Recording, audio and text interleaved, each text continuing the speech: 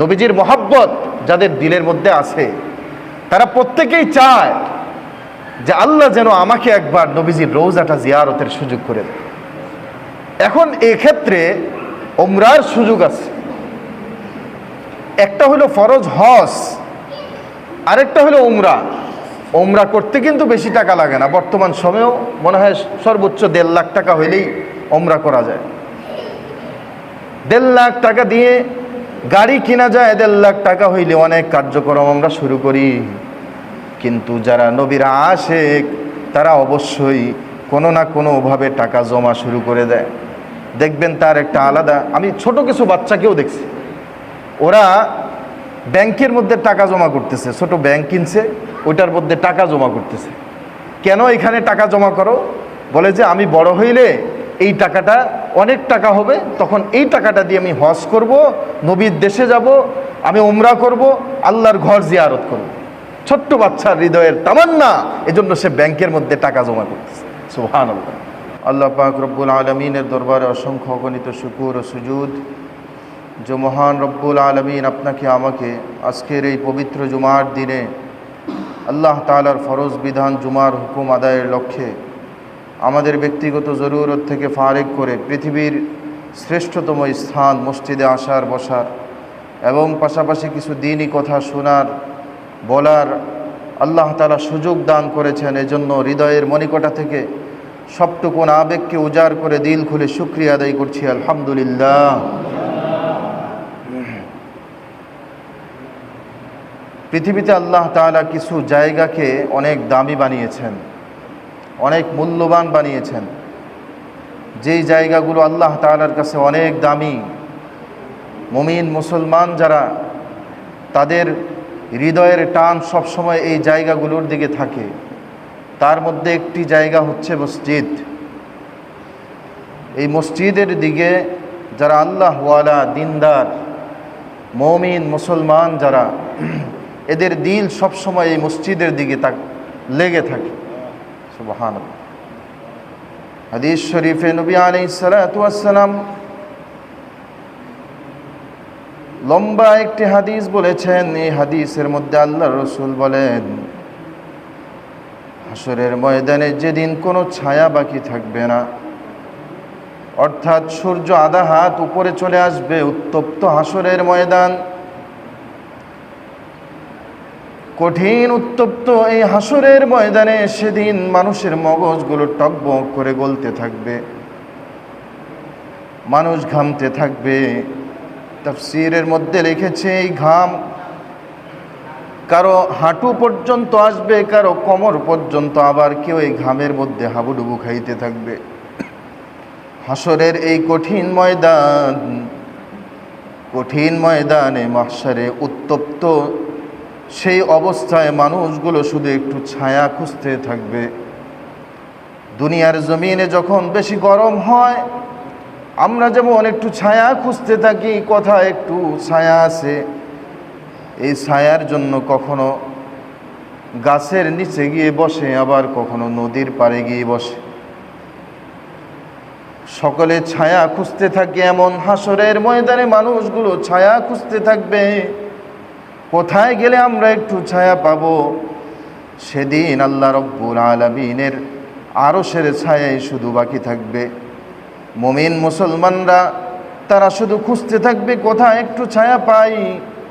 আল্লাহ রব্বুল আলামিন কঠিন সেই ময়দানে মাহশারে উত্তপ্ত এই গরমের মধ্যে আল্লাহ রব্বুল আলামিন 7 শ্রেণীর মানুষকে আল্লাহ তাআলা সেদিন আল্লাহর আরশের নিচে ছায়া দান করবেন। সুবহানাল্লাহ। 7 শ্রেণীর ব্যক্তিকে আল্লাহ তাআলা সেদিন আরশের নিচে আল্লাহ তাআলা ছায়া দিবেন। হাদিসের মধ্যে আসছে সেই 7 শ্রেণীর এক শ্রেণীর ব্যক্তি হচ্ছে যাদের দিলগুলো সবসময় মসজিদের মধ্যে লাগানো থাকে। এক ওয়াক্ত নামাজ পড়ে আসার পরে তাদের দিলগুলো মসজিদের দিকে লাগানো থাকে। মন চায় আবার কখন যেন মুয়াজ্জিন আজান দিবে, মসজিদে যাবে সে। মসজিদের মধ্যে যাদের দিলগুলো লাগানো থাকে, হাসরের ময়দানে এই উত্তপ্ত গরমের মধ্যে আল্লাহ তাআলা এই ব্যক্তিগুলোকে আরশে আজিমের নিচে ছায়া দিবেন। সুবহানাল্লাহ। তাহলে মসজিদের সাথে যাদের দিল লাগানো থাকে, আল্লাহর ঘর, এই দামি ঘরের দিকে যাদের দিলটা লাগানো থাকে, মসজিদের সাথে যাদের মহব্বত থাকে, ভালোবাসা থাকে, হাসরের ময়দানে আল্লাহ তাআলা তাদেরকে আরশে আজিমের নিচে ছায়া দিবেন। সুবহানাল্লাহ। তাহলে এই মসজিদ অনেক দামি জায়গা। আবার আরেক হাদিসে আল্লাহ রাসূল সাল্লাল্লাহু আলাইহি ওয়াসাল্লাম বলেন, আহাব্বুল বিলাদি ইলাল্লাহি মাসাজিদুহা ওয়া আবগাদুল বিলাদি ইলাল্লাহি আসওয়াকুহা। আল্লাহ তাআলার কাছে সবচেয়ে প্রিয় জায়গা হলো মসজিদ, আর সবচেয়ে খারাপ জায়গা হলো বাজার। সবচেয়ে প্রিয় জায়গা মসজিদ। তাহলে মসজিদ এটা দামি জায়গা। পৃথিবীতে এরকম শ্রেষ্ঠ কিছু জায়গা আছে, তার মধ্যে একটা জায়গা হচ্ছে মসজিদ। আবার এই মসজিদগুলোর সবচেয়ে বড় মসজিদ যেটা, সেটা হচ্ছে কাবা, বাইতুল্লাহ, আল্লাহর ঘর। আল্লাহ তাআলা আসমান থেকে যখন রহমত বর্ষণ করেন, এই রহমতটা সর্বপ্রথম আল্লাহ তাআলা ওই কাবা শরীফের মধ্যে বর্ষণ করেন। সুবহানাল্লাহ।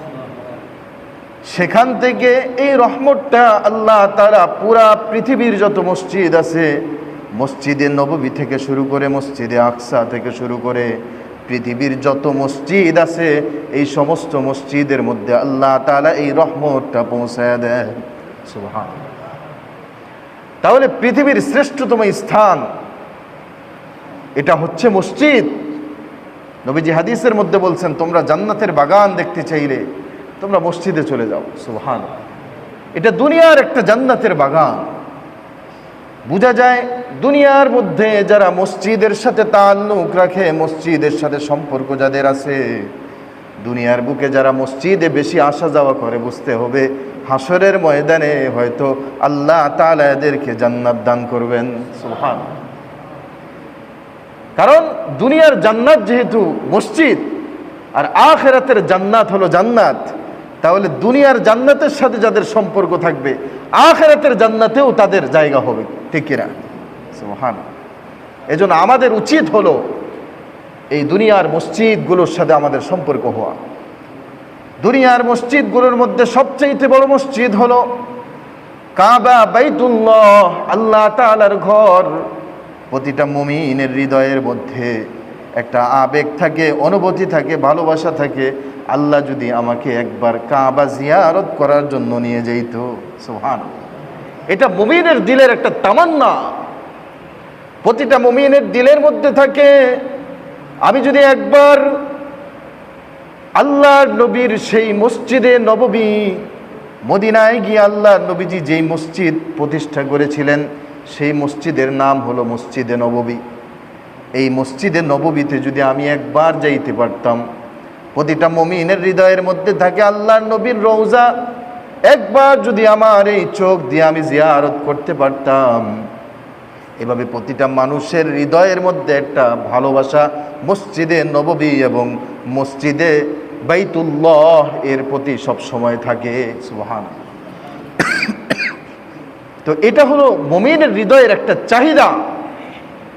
প্রত্যেকটা মুমিনের হৃদয়ের মধ্যে একটা চাহাত যে আমি যেন আল্লাহর ঘর জিয়ারত করতে পারি, আমি যেন মসজিদে নববী, নবী আলাইহিস সালাতু ওয়াস সালামের সেই প্রতিষ্ঠিত মসজিদ, সেই মসজিদ যেন আমি জিয়ারত করতে পারি, নবীজির রওজা যেন আমি একবার জিয়ারত করতে পারি। এটা নবীর আশেক, আল্লাহর আশেকদের দিলের একটা তামান্না সবসময় থাকে।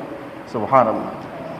আবার আল্লাহ তাআলা আমাদের মসজিদে যে আকসা, মসজিদে আকসা মুসলমানদের প্রথম কেবলা ছিল মসজিদে আকসা। সেই মসজিদে আকসার প্রতিও মুসলমানদের একটা হৃদয়ের টান থাকে।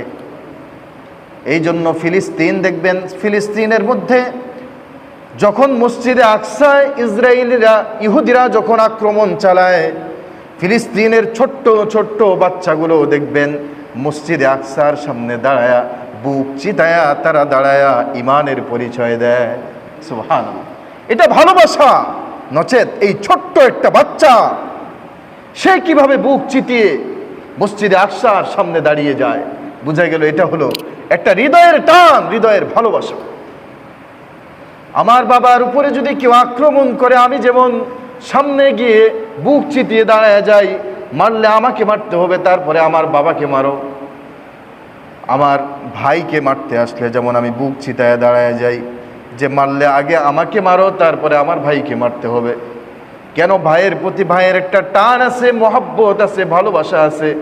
সন্তানের প্রতি একটা টান আছে, বাবার প্রতি একটা টান আছে। ঠিক একইভাবে মুমিন হৃদয়গুলোর মধ্যে আল্লাহর ঘর মসজিদে আকসার প্রতিও একটা টান আছে। এই জন্য মুমিনরা বুক চিতায় দাঁড়ায় যায়। সুবহানাল্লাহ, এটা ঈমানের পরিচয়। পৃথিবীর শ্রেষ্ঠতম স্থানগুলোর মধ্যে হচ্ছে এগুলো, হচ্ছে শ্রেষ্ঠতম স্থান। সুবহানাল্লাহ। এই মসজিদে আকসার মধ্যে আল্লাহ নবীজি সাল্লাল্লাহু আলাইহি সাল্লাম সমস্ত নবীদের ইমামতি করেছেন। আমরা সব সময় বলি ইমামুল আম্বিয়া, অর্থাৎ সমস্ত নবীদের ইমাম হলেন আমার নবী। সমস্ত নবীদের ইমাম যে আমার নবী হয়েছেন, সেটা কোন মসজিদের মধ্যে হয়েছেন? সেই মসজিদের নাম হচ্ছে মসজিদে আকসা। সুবহানাল্লাহ। এই মসজিদে আকসার প্রতি সকলের একটা টান আছে, হৃদয়ের টান আছে। তো এইভাবে বাইতুল্লাহ, আল্লাহ তাআলার ঘর, এটার প্রতিও মুমিনদের একটা টান থাকে। যদি না থাকে তাহলে বুঝতে হবে আমার ইমানের কমতি আছে। কারণ আল্লাহর ঘর জিয়ারতের তামান্না একজন মুমিনের ভিতরে থাকাটাই স্বাভাবিক। সে সবসময় লালন করবে, সব সময় স্বপ্ন লালন করবে, আমি যেন আল্লাহর ঘর জিয়ারত করতে পারি। যাদের হজ করার সুযোগ আছে, এই যে হজের মৌসুম আসতেছে, শুরু হয়ে যাচ্ছে হজের মৌসুম। যারা টাকা জমা দিয়েছে, ভিসা করেছে, কিছু দিনের মধ্যেই তাদের যাওয়া শুরু হয়ে যাবে। যখন হাজী সাহেবরা আল্লাহর ঘর জিয়ারতের উদ্দেশ্যে দেশ থেকে বের হয়ে যাবে, যারা মুমিন তাদের দিলের মধ্যে ছটপট শুরু হয়ে যায়, আরে আল্লাহ তাআলা তার এই বান্দাকে তার ঘর জিয়ারতের সুযোগ করে দিয়েছে। আমার যদি অর্থ থাকতো তাহলে আমিও আল্লাহর এই ঘর জিয়ারত করতাম।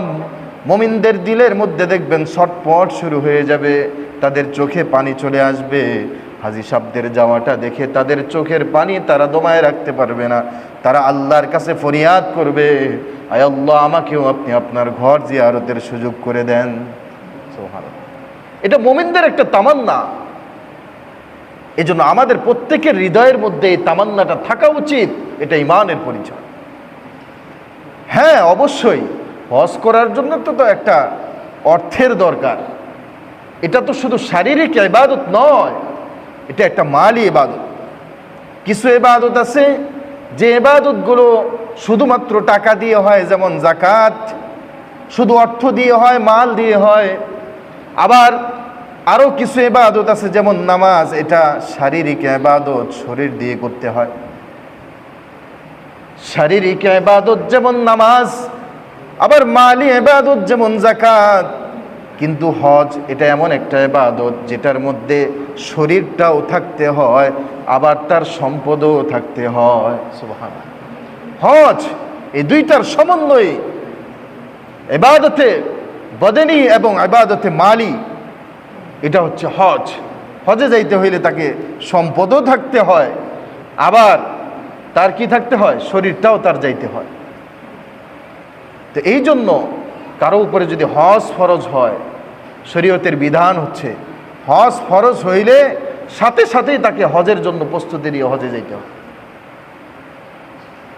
তার কারণ, যদি সে যখন হজটা ফরজ হয়েছে তখন না করে, আর পরবর্তীতে দেখা গেল তার সম্পদ কোনো না কোনোভাবে কমে যাইতে পারে। হয়তো বিপদ আপদ আসছে, কোনো না কোনো কারণবশত তার সম্পদ কমে গেছে, এটা হইতে পারে। অথবা দেখা গেল কোনো অ্যাক্সিডেন্ট হয়ে গেছে, বা শারীরিক সুস্থতা এখন আছে, আবার যে হজ করবে তখন তার শারীরিক সুস্থতা নাই। এজন্য শরীয়তের বিধান হচ্ছে কারো উপরে যদি হজ ফরজ হয় তাহলে তাৎক্ষণিক সে হজের নিয়ত করে হজটা আগে করে আসবে। এটা শরীয়তের বিধান। আর যদি সে না করে তাহলে পরবর্তীতে সে গুনাহগার হবে। দেখা গেল হজের সম্পদ তার কাছে আছে, সে নিয়ত করেছে হজ করব, কিন্তু পরবর্তীতে তার সম্পদ কমে গেল, সে হজটা করতে পারে নাই, তাহলে পরবর্তীতে সে গুনাহগার হবে। কারণ আল্লাহ আল্লাহ তাআলা তো তোমাকে সামর্থ্য দিয়েছিল, তুমি তখন কেন অবহেলা করলা, কেন গাফলতি করলা? এই না করার কারণে পরবর্তীতে সে গুনাহগার হবে। এই জন্য হজ ফরজ যদি কারো উপর হয়ে থাকে তাহলে অবশ্যই তাকে ওই সময়ই নিয়ত করে হজের জন্য প্রস্তুতি তাকে নিতে হবে। পরবর্তীতে কি অবস্থার সৃষ্টি হয় এটা কেউ জানে না। এই জন্য হজ ফরজ হইলে আমরা সাথে সাথে হজের নিয়ত করে ফেলব, হজের জন্য প্রস্তুতি নেওয়া শুরু করব। আর বাকি যারা আছে তাদের দিলের মধ্যে তামান্না, আয় আল্লাহ আপনি আমাকে হজ করার সুযোগ করে দেন, আয় আল্লাহ আপনার ঘর জিয়ারতের সুযোগ করে দেন, আয় আল্লাহ মদিনায় আমার প্যারা হাবিব সাল্লাল্লাহু আলাইহি সাল্লামের রোজার সামনে দাঁড়ায়া আমার নবীজিকে একবার সালাম দেওয়ার সুযোগ আপনি করে দেন। এটা প্রত্যেকটা মুমিনের হৃদয়ের মধ্যে থাকতে হবে। কি বলেন? নবীজির মহব্বত যাদের দিলের মধ্যে আছে তারা প্রত্যেকেই চায় যে আল্লাহ যেন আমাকে একবার নবীজির রোজাটা জিয়ারতের সুযোগ করে দেন। এখন এক্ষেত্রে উমরার সুযোগ আছে। একটা হলো ফরজ হজ, আরেকটা হলো উমরা। উমরা করতে কিন্তু বেশি টাকা লাগে না। বর্তমান সময়েও মনে হয় সর্বোচ্চ 1.5 লাখ টাকা হইলেই উমরা করা যায়। 1.5 লাখ টাকা দিয়ে গাড়ি কিনা যায়, 1.5 লাখ টাকা হইলে অনেক কার্যক্রম আমরা শুরু করি। কিন্তু যারা নবীর আশিক তারা অবশ্যই কোনো না কোনোভাবে টাকা জমা শুরু করে দেয়। দেখবেন তার একটা আলাদা, আমি ছোট কিছু বাচ্চাকেও দেখছি, ওরা ব্যাংকের মধ্যে টাকা জমা করতেছে, ছোট ব্যাংক কিনছে, ওইটার মধ্যে টাকা জমা করতেছে। কেন এখানে টাকা জমা করো? বলে যে আমি বড় হইলে এই টাকাটা অনেক টাকা হবে, তখন এই টাকাটা দিয়ে আমি হজ করব, নবীর দেশে যাব, আমি উমরা করব, আল্লাহর ঘর জিয়ারত করব। ছোট্ট বাচ্চার হৃদয়ের তামান্না, এজন্য সে ব্যাংকের মধ্যে টাকা জমা করতেছে। সুবহানাল্লাহ। আমার এক ছাত্র, তার মা আমাকে শুনাইছে, ছোট্ট ছাত্র, তার বয়স হইল 6 বছর কি 7 বছর হবে, 5 পারা মুখস্থ, তার হাফেজ। তো এই ছোট্ট বাচ্চা ব্যাংকের মধ্যে টাকা জমা করে। তার মা তাকে জিজ্ঞেস করছে, বাবা তুমি যে টাকাটা জমা করো এটা দিয়ে কি করবা? পরে টাকাটা জমায় কি একটা গরু কিনবা বা একটা ছাগল কিনবা? এই টাকাটা দিয়ে তুমি কি করবা? ছোট্ট বাচ্চার দিলের তামান্না দেখেন। মাও জানে না কি জন্য সে টাকা জমা করে। মা তাকে জিজ্ঞেস করছে, তুমি কেন টাকা জমা করো? সে তখন এই ছোট্ট বাচ্চাটা তার মায়ের কাছে জবাব দিচ্ছে, ও মা, আমি আমার এই ব্যাংকের মধ্যে টাকা জমা করতেছি কারণ হুজুর আমাদেরকে একদিন আল্লাহর ঘরের ফজিলত সম্পর্কে বলছে। আমার মনটা চায় আমার আল্লাহর ঘর আমি একবার দেখব, আমার আল্লাহর ঘর আমি জিয়ারত করব। আমার মনটা চায় আমার নবীজি সাল্লাল্লাহু আলাইহি সাল্লামের রওজা আমি একবার জিয়ারত করব।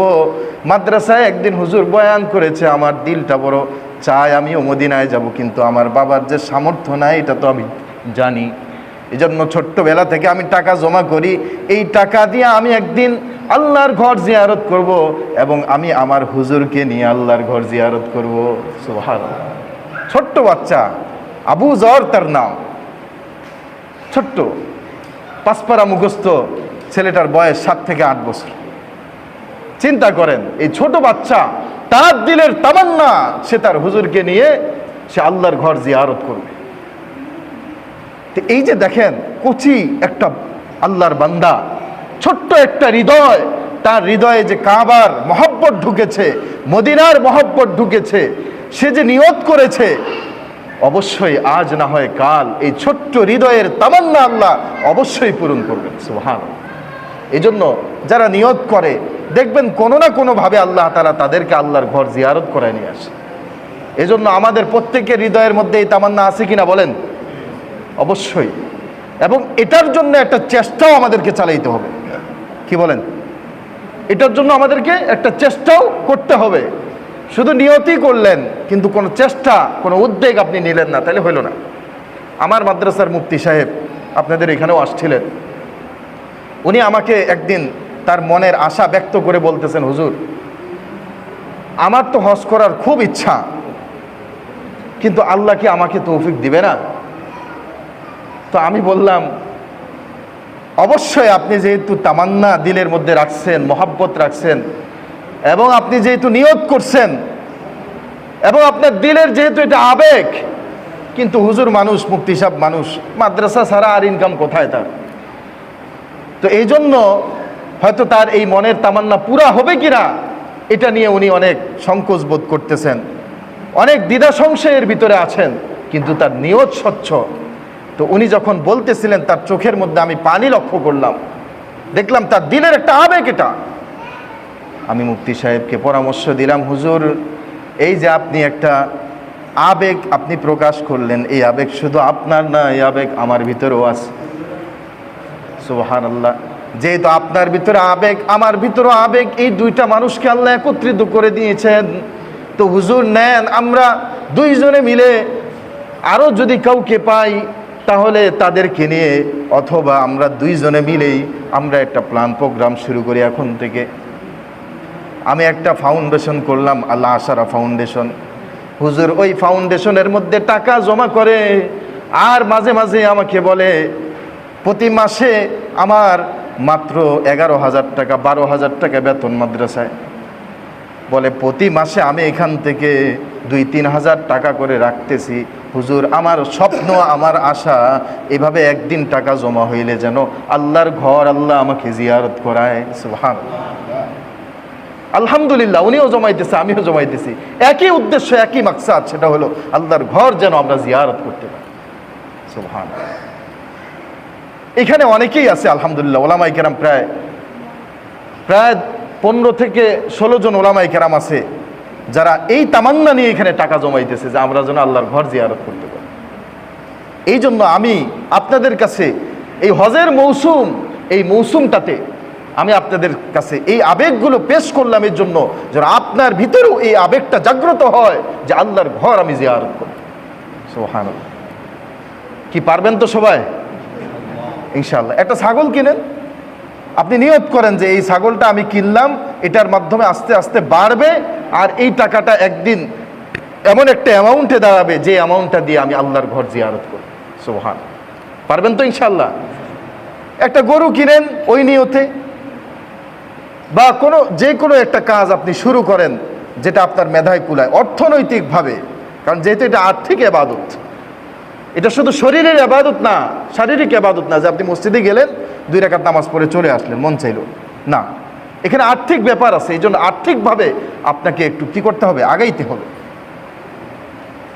আল্লাহ তাআলার ঘর পৃথিবীর সবচাইতে দামি ঘর, পৃথিবীর সবচাইতে বরকতপূর্ণ ঘর, এবং পৃথিবীর সবচাইতে শ্রেষ্ঠ ঘর, সবচাইতে প্রবীণ ঘর হলো এইটা, সবচাইতে পুরাতন ঘর। সুবহানাল্লাহ।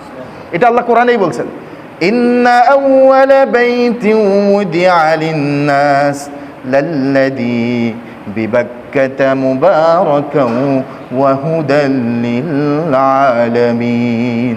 সুবহানাল্লাহ। আল্লাহ রাব্বুল আলামিন বলেন, পৃথিবীর মধ্যে সবচাইতে প্রবীণ, সবচাইতে দামি, সবচাইতে মূল্যবান, সবচেয়ে শ্রেষ্ঠ ঘর হচ্ছে আল্লাহর ঘর। যারা সেখানে যায়, আল্লাহর ঘরের মধ্যে কেউ ঢুকলে সে নিরাপদ হয়ে যায়। সুবহানাল্লাহ।